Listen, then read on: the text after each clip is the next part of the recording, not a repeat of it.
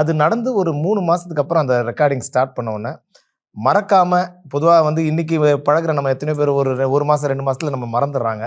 ஆனா, அத சொன்ன வார்த்தைய மறக்காம அந்த வாக்க காப்பாத்துனாருன்னு தான் சொல்லுவேன். ஃபர்ஸ்ட்டு சாங் அதுவும் இசை புயல் ஏ.ஆர். ரஹ்மான் சார் கிட்ட, அதுவும் இயக்குனர் இமயம், பாரதிராஜா பாரதிராஜா சாரோட சார் படம். டைரக்ஷன். ஆமா. எனக்கு ரொம்ப பிடிச்ச ஹரிணி மேடமோட டூயட் பாடுறது. அப்புறம் மலையாள மியூசிக் டைரக்டர், பெரிய மியூசிக் டைரக்டர் ஜான்சன் சாரும் அதுல பாடியிருந்தார்.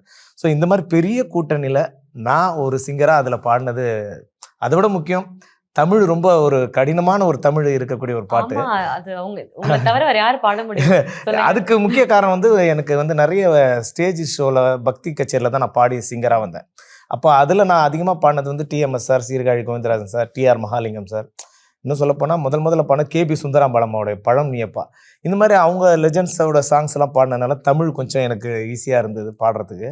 அப்போ இந்த மாரி கடினமான ஒரு தமிழ் உச்சரிப்பு உள்ள ஒரு பாட்ட ரஹ்மான் சார் பாடுறதுக்கு முன்னாடியே சொன்னாரு. தமிழ் நல்லா கரெக்ட்டா ப்ரொனவுன்ஸ் பண்ணணும் அப்படின்னு சொல்லி அட்வைஸ் குடுத்தாங்க. சரிங்க சார். ஃபர்ஸ்ட் டே ரெக்கார்டிங் அன்னைக்கு பண்ண முடியல. ஸோ சாதனா சர்கம் மேடம் வேற ஒரு ரெக்கார்டிங்காக வந்ததுனால, நீங்க நாளைக்கு வந்து பாடுங்க அப்படின்னு கேசட் குடுத்துட்டாங்க. ஸோ மறுநாள் 5 மணிக்கு தான் போனோம்.